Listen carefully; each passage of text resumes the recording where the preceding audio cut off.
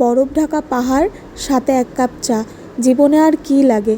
High, আমি মিতু। আজকে সকালটা শুরু হলো এমন সুন্দরভাবেই। আসলে আজকে আমরা সিমলা থেকে চলে যাচ্ছিলাম মানালির উদ্দেশ্যে। পথে কুলুতে কিছু সাইট সিইং আছে, কুলু হয়ে মানালি যাব। তো সকালবেলা যেহেতু আমরা বাঙালি ছিলাম, এই জন্য আমাদের হোটেলের যে ওনার ছিল সে আমাদের কথা মাথায় রেখে লুচি তরকারি করেছিল, যেটা বাঙালিরা আর কি ব্রেকফাস্টে খেয়ে থাকে। আমরাও লুচি তরকারিটা খেয়ে নিলাম।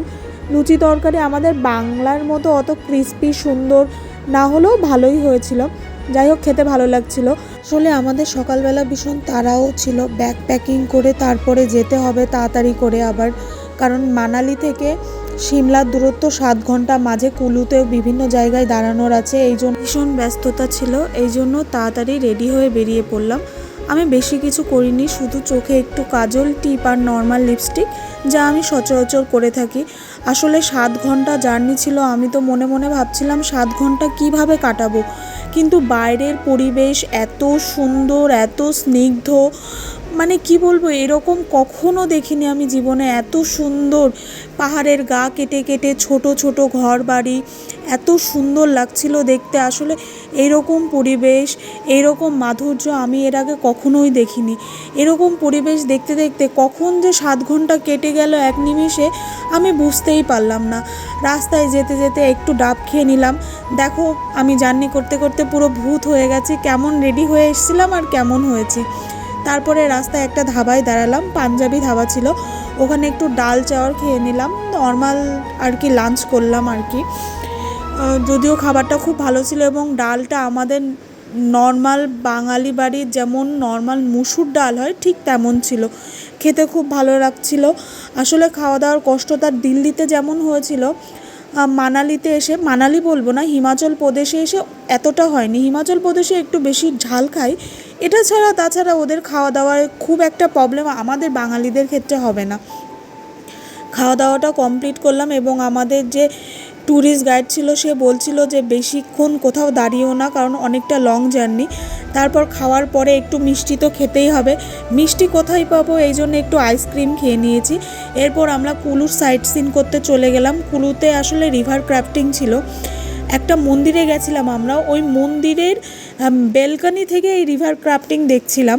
আমাদের আসলে রিভার ক্রাফটিং করার খুব ইচ্ছা ছিল, কিন্তু ওই সময় আমাদের একজন জনপ্রিয় হিরো রাহুল, উনি আসলে জলে ডুবে মারা যায়, যার জন্য আমরাও আসলে এত ভয় পেয়ে গেছিলাম। উনি একজন হিরো হয়ে নিজেকে বাঁচাতে পারেনি, আর আমরা সাধারণ মানুষ।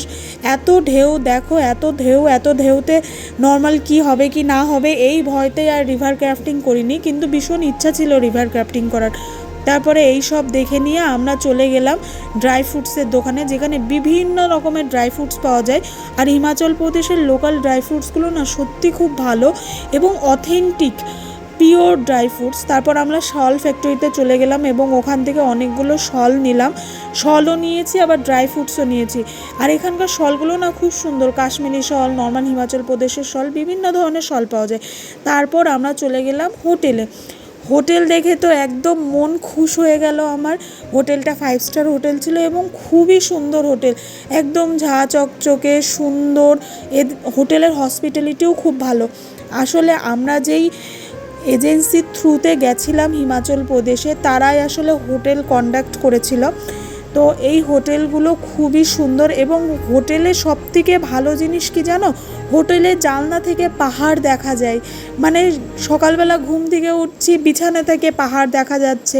আর পাহাড় নর্মালি ছোটোখাটো একখণ্ড পাহাড় নয়, পাহাড়টা খুব সুন্দর।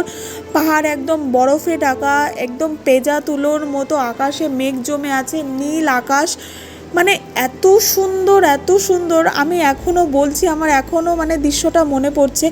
এই রকম দৃশ্য সত্যি আমার এর আগে কখনো দেখা হয়নি। আর নিচে যে গাছগুলো দেখছো না, ওইগুলো অ্যাপেল গাছ।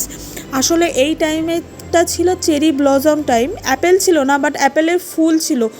মানে এর জন্য আরও বেশি ভালো লাগছিল। অ্যাপেলগুলো নাকি জুন জুলাই নাগাদ হয়, যদিও জুন জুলাই নাগাদ তো আমরা যাইনি, অ্যাপেল দেখতে পাইনি, কিন্তু চেরি ব্লসম টাইমে গেছি, যার জন্য আপেল গাছে ফুল ধরেছিল, যেগুলো দেখতে আরও ভালো লাগছিল। এই দেখো, সোফায় বসলে পাহাড় দেখা যায়। তারপরে আমি রেডি হয়ে নিলাম, কারণ আমাদের ডিনার টাইম ছিল 9টার মধ্যে। দেখো এই যে রাত্রেবেলা ছোট ছোট আলোগুলো দূর থেকে দেখা যাচ্ছে না, মনে হচ্ছে আকাশের তারাগুলো একদম মাটির নিচে পাহাড়ে নেমে এসছে। তারপর আমরা খেতে চলে গেলাম। খাবারে অনেক রকম ছিল, মটর রাইস, পনির, বিভিন্ন রকমের সবজি দিয়ে একটা ভেজ স্যুপ, চাপাটি, পাঁপড়, স্যালাড, তারপরে চাটনি। এখানকার খাওয়া দাওয়া খুব ভালো। এখানকার খাওয়া দাওয়া নিয়ে তো কিছু বলারই নেই। এখানকার খাওয়া দাওয়া নিয়ে আমি যত বলবো ততই কম বলা হবে।